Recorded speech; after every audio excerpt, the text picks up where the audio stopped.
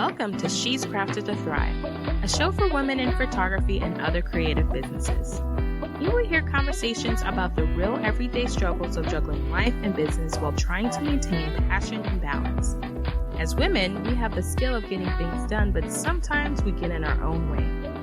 It's here where you'll see that you're not alone. You'll discover that success does not mean perfection. Fear, negative thoughts, and challenges are all part of the journey.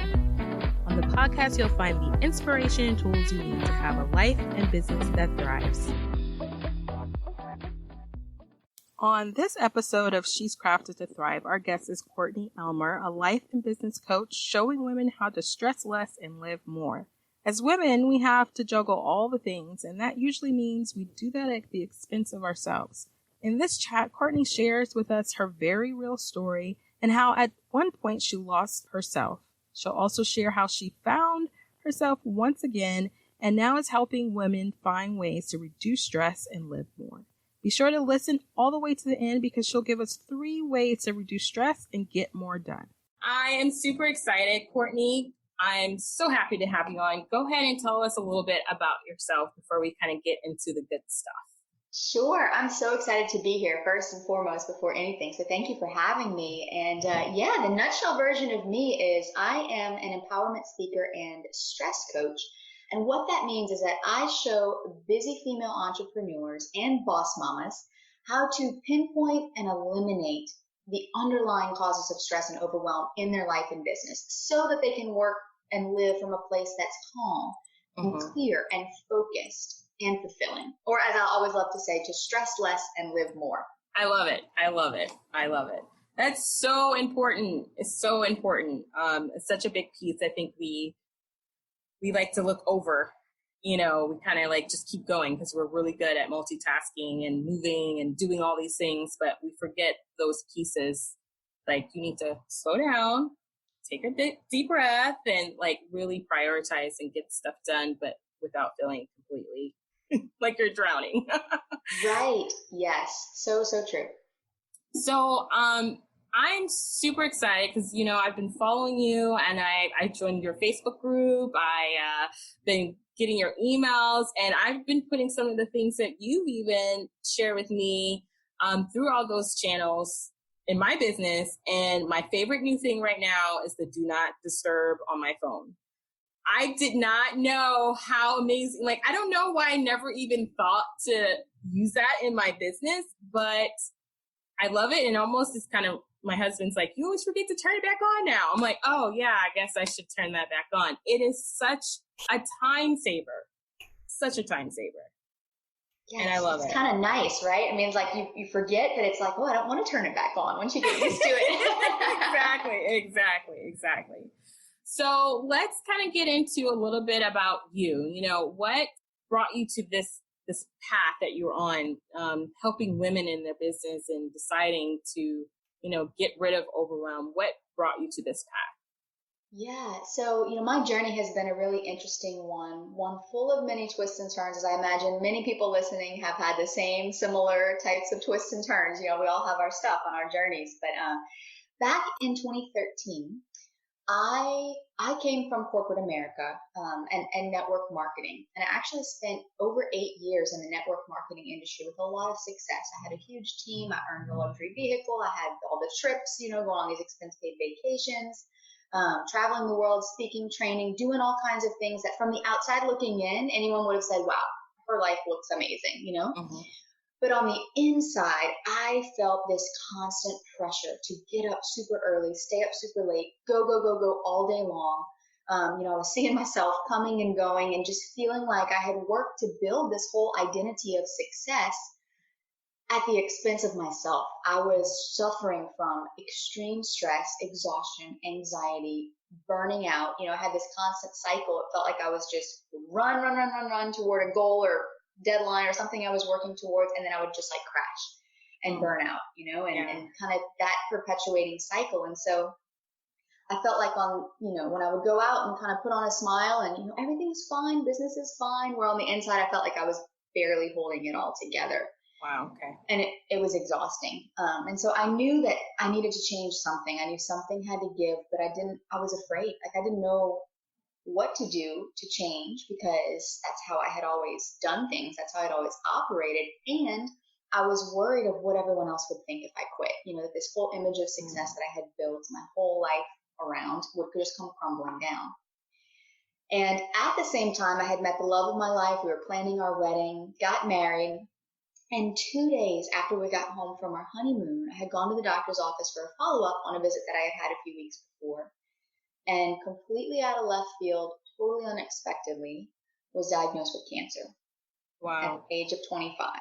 Wow. I remember you telling me a little piece of this, and I was just like, oh my gosh, what would that be like to happen?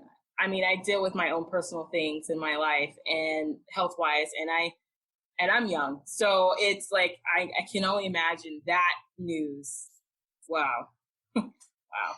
So unexpected. I can remember it was almost like I was in a movie. Those scenes in the movies where like all the sound kind of fades away, and like the vision, like everything gets blurry, and it's just like you're so in the moment. It was kind of like that. It was like right. This weird, very surreal experience. And so after getting that diagnosis, obviously, went through treatment, recovery, all of that, and praise God, things are good today. I'm very healthy. But very happy. Thank you. But at the time, that forced me to slow down. And that was something I wasn't used to. I was not used to just sitting around and watching Netflix or, reading books. I'm like, what is this? Like, I don't know what to do with myself. And so that was hard. But I also realized at that time, I really started questioning, because I know, as cliche as it sounds, life is very short, and when something like that happens, it just throws it all in front of your face. And so it really causes you to question things. And so that's when I really kind of started digging, into myself and just exploring what I really wanted. And I had totally lost sight of myself, who I even was anymore, because of this whole work identity I had built for myself. And so basically what I did was, I call it a roadmap. I didn't know at the time that I was putting this roadmap together, but as I would take one, foot in front of the other, I would figure out, how to reconnect with myself and how to figure out my purpose and the things that really lit me up, the things I valued in life, the things that really inspired me and made me feel more in alignment with myself and with what I felt, I was put on this earth to do. And so that's when the seed for my work in the world today was planted. And from there, it's just evolved into the business that I now have, speaking and coaching, where I'm showing other women how to apply this roadmap that I followed for myself first and foremost. So it's tested and true. It works. Right. But helping them figure out, how to eliminate those underlying causes of stress and overwhelm too, so that they can not go down such a destructive path that I did, and perhaps risk, their health, their relationships, their family life, all of these things that are at risk when we put ourselves in that position, willfully or not, Right. No, yeah, exactly. We don't recognize we're doing that to ourselves until we are either at the crest of something major happening in our life, or we just literally physically just something stops us. I think we're really good, and I don't know if the word should be really good at just pushing through, because as women, that's what we do. We know how to push through and keep going because that's what we do. But there is something to be said to stop and really rest in your space, in your peace, in your place, and refocus and regenerate who you are and what you need to do. And, it's crazy though. Unfortunately, I think a lot of us do end up going down to the very end of where we can actually physically, mentally, emotionally, spiritually go, until we hit that wall and see like, oh my gosh, where did I go? And there's something in that piece that you said that I think a lot of my audience will totally understand is why, like, how did you get over that piece of like, well, what is everybody going to think if I change or if I do this thing? We attach as women, like who we are or what we do to all the things that we actually do. We attach them to us, how people like us. Like, I know that's a space that we all are coming from. So that being in the back of your head, and then this life-changing circumstance of being diagnosed with cancer at 25, well, you had to deal with that. But then at the same time, oh my gosh, what are people thinking? What are they thinking about me changing my whole lifestyle or the way I work? how did you deal with that? Where did you go from that place? That is such a good question. I'm really glad you asked it because I don't think it's ever been asked to me in that way before. So this is, yeah, because it was a challenge, and it was that huge fear, right? That if I change anything or do anything differently, then who am I even anymore? Because my identity has been this for so long. Right. And I learned two things as I kind of went through this process. And the first and foremost being nobody cares. Nobody cares. And I mean that. That is like the God honest truth. Nobody cares. And we care more about it than other people do because everyone else, guess what? They're worried about their own stuff. And they're worried about how they're appearing and all the things, So A, just know that, rest in that, nobody cares. But B, the second thing that I learned, and this even being, kind of the thing that helped me through this, was that as I started to rediscover myself and reconnect with myself and who I really was, I had always kind of said, like, I just want to get back to the old me. I just want to get back to the old me. And so my whole process of reconnecting with this old me, it wasn't really the old me. It was just the me inside that I had gotten so far away from, the authentic me. And so reconnecting with her actually taught me that I am not my role. I am not the hat that I'm wearing right now. Just because I'm a wife or I'm a mother or I'm a business owner or I'm a friend or I'm a daughter or I'm a sister doesn't define me, who I am authentically. And so when I recognize that, we got to stop for a minute for that. I'm like, whoa. I love that. That is going to be a quote on a post somewhere. I am not my role. That is so powerful. Wow. Because like we attach ourselves to that role and everyone else attaches us to that role. But wow. Very well said. Wow. Yeah. Because it's so true, right? At the end of the day, we are who we are. We are who we were created to be. We are, we have so many amazing gifts and talents and, we have a life purpose and a mission. Even if we haven't figured out what that is yet, that's okay. But we have it. It's in there. It's in our hearts. It's been written on our heart. And so we have to just remember that and to separate the two, right? Like this is, as a wife right now, that's my role. As a mother, that's my role. But that doesn't mean that's who I am. There's even a deeper layer there to our human person. So that's so fascinating to me. And that's the part that I really enjoyed most in my journey was discovering her. And reconnecting with her. Yeah, that is awesome. Yeah, no, that is such a good piece. And I know a lot of my audience is they connect with who they are based on what they're doing. And I don't necessarily think that that's a part of you. That might be a piece of you, but it's not actually who you are. There are things that we do that are really great, but the person that we are within is allowing us to fulfill that role, allowing us to do those things. So that is such a good thing to keep in mind that we are not that and nobody cares. I say that all the time. I even tell my husband that because he's a big guy who's always worried about what other people are thinking. And I'm like, nobody cares. Nobody's paying attention to you like that. Only you are. I promise you. Nobody cares. So that's a good thing. I'm so glad you answered that question and you shared that because that's a good piece, a big piece that we all have to kind of struggle with, getting outside of our head and then at the same time connecting with ourselves. Yeah. Yes. And kind of following our own advice too sometimes, right? Like you tell your husband that all the time and it's like we give this advice but sometimes it's just like remembering, oh yeah, I need to do that too. Right. Yeah. That's why coaches have coaches. Yeah, exactly. Yeah, absolutely. Absolutely. So what inspires you now? I know before you were saying you had this piece of, network marketing. I'm in network marketing and it's so funny because I come from a different space where I used to feel the way you felt, where it was like, I have to do all these things. And the team I'm with right now, they're all about simplicity and they're all about not being overwhelmed. And I love it. I love that piece. And I think what happens is even in your business and a corporate job, a lot of my audience is usually working full time and pursuing their side hustle. So they are doing a lot and then they have families and all these other things. And they get caught into that rut of just going, and they forget what inspires them. They forget why they are doing what they're doing. Like they're just doing versus feeling and coming from the place of inspiration. So what inspires you?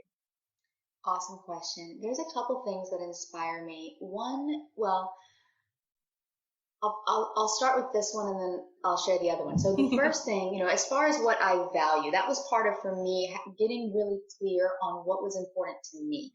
Mm-hmm. Not the things that I thought should be important to me, right? Because that's another trap that's easy to fall into is, well, this money should be important to me, or, having success or titles or things, they should be important to me. And those might be what some people value, and that's okay, but it doesn't mean it's what you have to value. So for example, on my values list, money is nowhere on it. Does it mean I don't want to make money? No. Of course, money at the end of the day, money has to come in, lights have to stay on, you got to have food on the table. Right. But money does not drive me to do what I do. My values are more centered around things like authentic connection. Right. Connecting with other people on a heart level, authentically. That inspires me. That motivates me. Living my most authentic life. That includes travel. That includes adventure. That includes just doing the thing, right? Like jumping off the ledge and just saying, what the heck? I'm going to do it. Why not? Right. And see what happens. Living life like that. And so those are the things that inspire me kind of from within. From without, my son, AJ. Oh, yes. He is the external inspiration in my life. And of course, my husband, Alan, too. But AJ especially, because when I first found out I was pregnant, we were not expecting that whatsoever. That was actually a side effect of the radiation, was infertility, and we weren't sure that we'd be able to even have kids. So when we found out, it was just totally overjoyed, shocked, surprised, disbelief, all of the emotion wrapped up into one. And I was afraid, to be completely honest with you. Once all of that emotion settled down, I was really afraid because I didn't know if I was ready. I mean, who's ever ready, really, right, to be a mom? But I really didn't know if I was ready, because I'm like, well, I'm building my career and I wanted to travel and speak, and I still had a book I was working on, just different things that I wanted to finish first. Like I wanted them off of my list and then kids, kind of, right? But,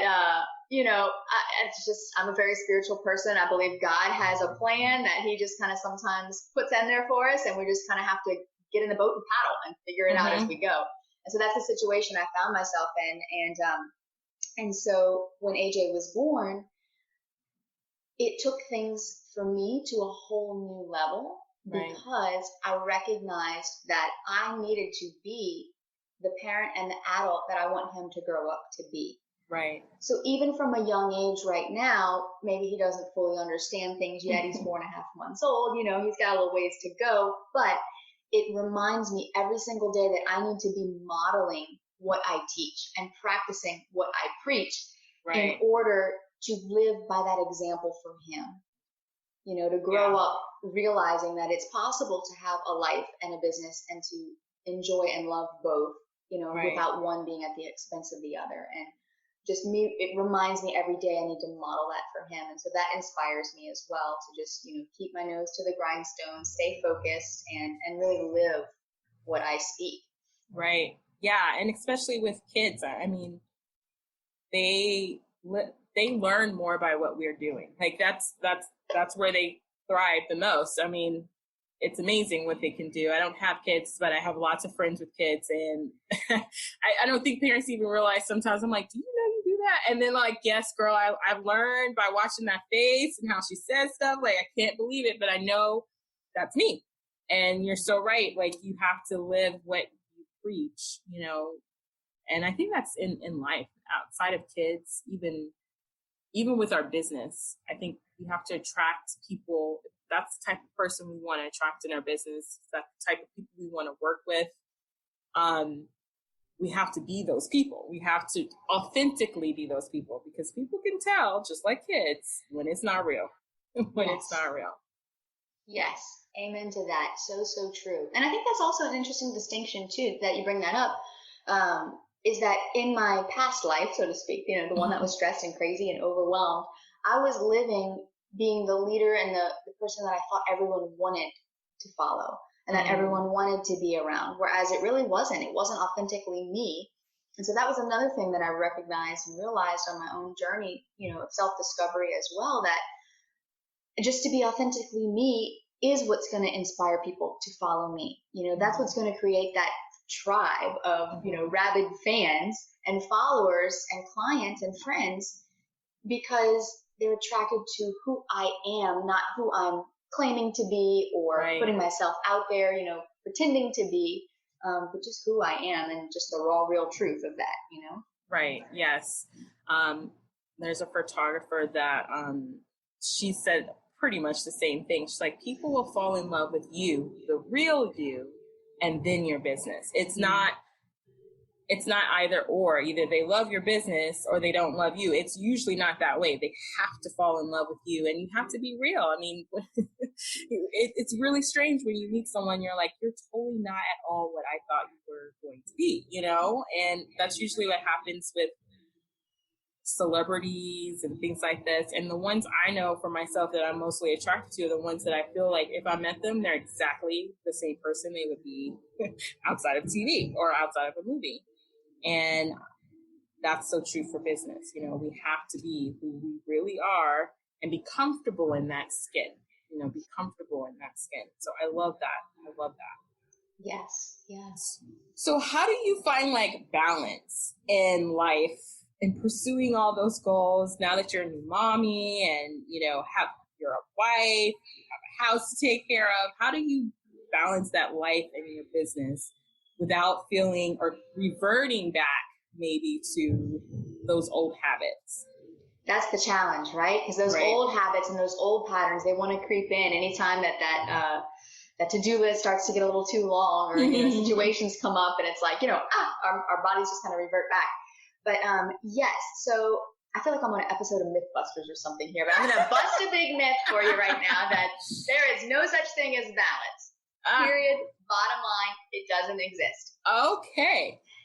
Balance. So here's the thing. Balance is a utopia that we all strive for, right?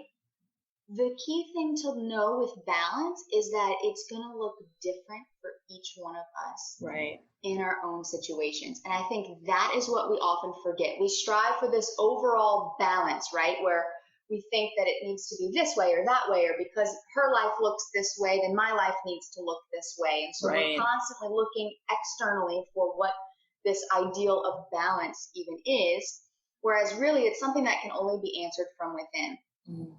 And so my question is, what is balance to you? Ask yourself that. What is balance to me? That is how you answer that question, and that is how you start to achieve more of that in your life. Because when you can define what that is for you specifically, then you're able to go after it, as opposed to thinking, going after what you think it should be or what everyone else says it should be, because that idea of balance doesn't exist. Balance only exists in your heart, and in what really, when you can get in alignment with what that looks like for you. For me, balance might be spending quality time with my family on Sundays, no work, no technology, no anything like that. Whereas for someone else, maybe Sunday is their only day of the week that they can work because they're working a side hustle. And so being able to put those hours in then and, spend family time elsewhere might be, so it's not going to look the same for everybody. Right. But accepting and then living in that and owning it and being like, actually, that's awesome that it doesn't look the same for everybody. I just need to figure out what it looks like for me. Yeah, it's so true. I mean, I think that's what we like to do. I mean, it's like the whole danger of comparing yourself to someone else or someone else's business. Or I think even for me, and I think with a lot of photographers in general, the follower comparison, like how many people are following me? And oh my gosh, nobody like me. And we get so caught up in like, well, this photographer has so many this and I should have that. But it's like I have a coach and she's like, you don't know how many people I talk to who have millions of followers and are broke. So their balance, they obviously haven't figured out what that balance is for them or what it is in their business. Because what balance in your business and what balance is in your life can be two different things. That's what I believe anyway. And you have to find a way almost to kind of marry them, I believe, to make that work for you. And there's no way that my balance of work and life is your balance in work and life. It's just not possible because we're different people. And going back to that piece of being your authentic self and connecting with yourself, that's you. That's a place where you have to come from. So I totally agree. I totally agree with you. It's not a myth buster. I think we all know it, but I think we know it deep down. It's the truth. Yeah. Yep. But I think we do. We just like, oh, what is this blanket balance thing we all need? But there's no blanket. Right. And then the other thing I think too is that oftentimes we're searching for balance, but we've never actually defined what it is for us. So we're searching for something that we don't actually know. Right. But once you can get clear on it, you can achieve it because then you know what you're working towards. I think that's really the piece that's the piece we miss when it comes to the whole balance thing, you know, and you said it so beautifully, marrying the two between work and life. And that's what I often say, you know, instead of balance, like throw the idea of balance out the window and instead embrace the philosophy of work-life integration. Right. You know, and integrating those two and how can I live and work from a place that feels good and feels fulfilling. So when I put my head on the pillow at night, I feel like, gosh, today was a really good day, you know, and celebrating those small wins as opposed to, oh my gosh, I didn't get this done and I got to do all these things tomorrow. And, you know, kind of living from this place of, I guess, almost more scarcity and being afraid that things are going to fall through the cracks. We're going to miss something and, you know, somehow we're not good enough because we're not getting it all done. And, but instead living more from a place of being able to celebrate the small wins and, you know, put our head up at the pillow at night just feeling fulfilled, you know? Right. Exactly. So my next question is, what is the best piece of advice you've ever been given? I know that's a hard question because, I mean, we all get tons of advice, but I do believe that there are pieces or things that someone has told us that resonated so much in our life and in our business that affect every part of our life that we had to make it connected with us and it made us make an action and moved us to do what we needed to do. And I believe everybody who is growing in a business has some of those. So only one, if you want to share a couple, that's fine. But what is the number one advice you have been given that you just would think everyone should know about? Well, I know there's like 48,000 million 80-20 rules out there, but I have an 80-20 rule that my dad taught me from a very young age. And he said, you know, Courtney, he knew that I had very perfectionistic type A tendencies, right? And instead of calling me out on those and being like, Courtney, you're such a perfectionist, like you need to work on that, in his gentle way, he said, you know, Courtney, focus on the 80% solution. And I was like, Dad, you know, he's from the finance industry. He's always throwing numbers out there. I'm like, Dad, what does that mean? Like 80% solution, you know? So he went on to explain. He's like, just hang with me for a second. He said, to someone else, your 80% is their 100%. So in other words, from the outside looking in, even if you're only giving it 80% of your best, to them, they don't know the difference. They don't know if you had an extra 20% to give. So his point was not to do a bad job, but to not worry about that 20% and getting it so perfect and so right and so on the money and just letting your best work be your best work.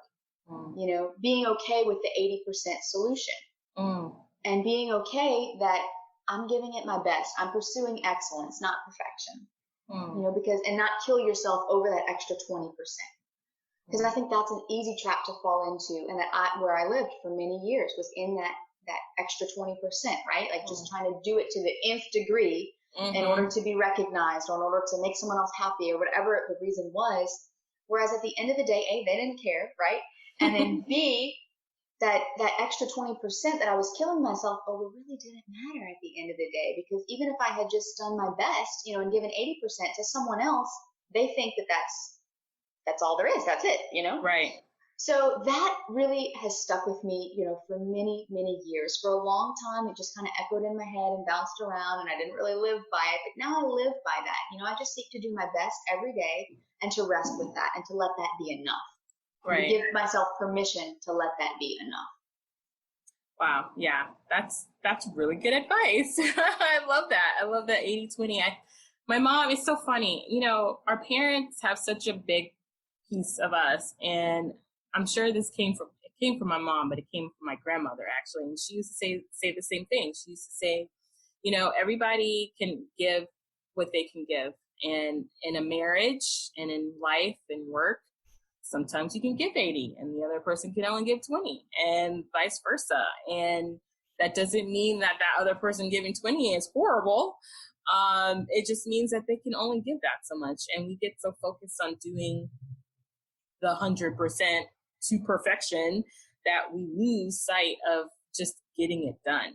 Sometimes we just need to get it done, and it doesn't have to be perfect. It doesn't have to be amazing, but getting it done accomplishes a lot of things. And, I'm kind of learning that myself with this podcast. Like, I do not have everything done. I am still trying to figure everything out, but hey, let's move on and let's see what happens. And you grow from that. You kind of just grow from that place. And then you can look back and be like, oh my gosh, that was the first one. And it was really not that great, but it was my best at the time. Yes. Yeah. Yes. I did a video in my Facebook group the other day and just talking about this, right? Like this perfection and how if we strive for that perfection all the time, we're actually holding our own selves back in a lot of ways because we say we're not ready yet, Mm-hmm. And I had done a kind of a sister video to that on Instagram TV, the new IGTV that just launched, and saying, we have two options. We all find ourselves in the same boat at some point or another, right? Right. And our two options there are either to pick up the paddle and paddle or sit and drift. Mm. And so what's the better option? You can either pick up the paddle and figure it out, maybe make your way to shore. You will eventually. Mm-hmm. Or you can just sit and drift, and who knows where the current's going to take you. Right. So, yeah, I remind myself of that all the time. Yeah. That's such a good piece. A lot of creatives that they get caught in that place. They get caught in that perfection and, hey, well, I'm just not going to do it because it's not perfect or it's not the way I think it should be. And your audience might even think completely opposite of that. And you're like, oh no, but you really have to find the courage to just go, just move and just keep going, and you learn along the way, Yeah.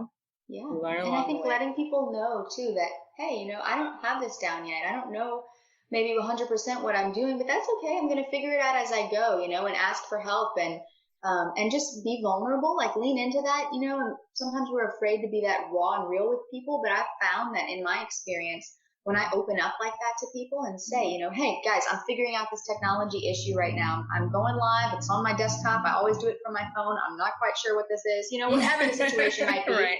And just let them know. People are very forgiving and they actually resonate more with you because then they're like, oh, she's real. She's a real she doesn't have it all together all the time. Phew, thank goodness. I can connect more deeply with her because she's real. Yeah. So that can really go a long way as well. Yeah. So, so the last question, I guess I wouldn't say last, but kind of to wrap it up. I know we talked about staying focused, finding, your authenticity, how to be who you are, reconnecting with that. How to push past the fear of like, oh my gosh, what are other people going to think?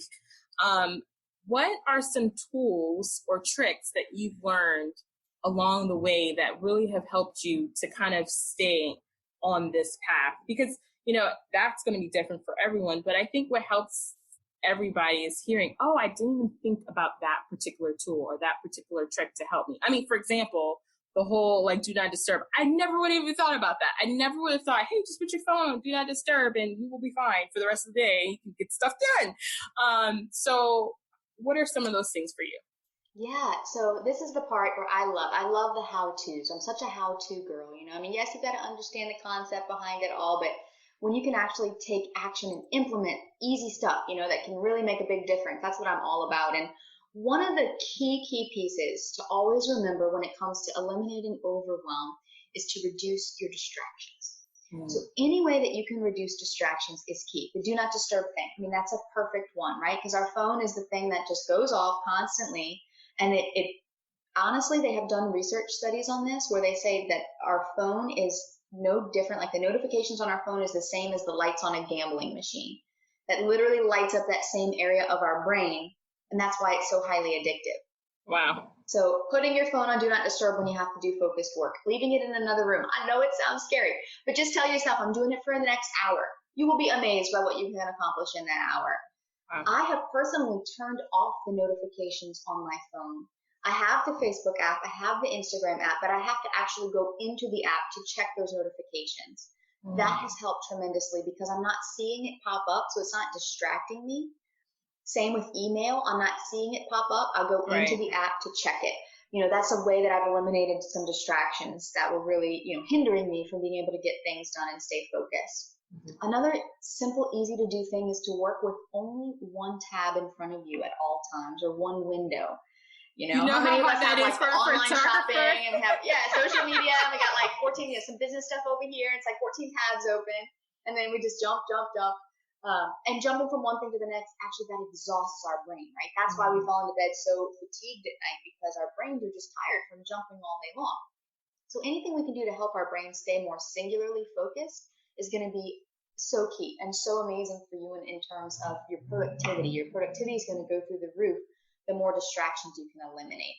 So start thinking in terms of that, right? Because if your energy is going towards checking notifications and, all the 14 tabs that are open, your brain's kind of jumping, your energy is being drained by those things. Whereas if you can kind of rein all of that in and singularly focus your energy in one area, you're going to have more energy to accomplish what it is you're focusing on. Mm-hmm. And so that has been key for me. And this is especially key for those of us that might have, a 9-to-5 job and a side hustle. Maybe we're not there yet where we're working our business full time.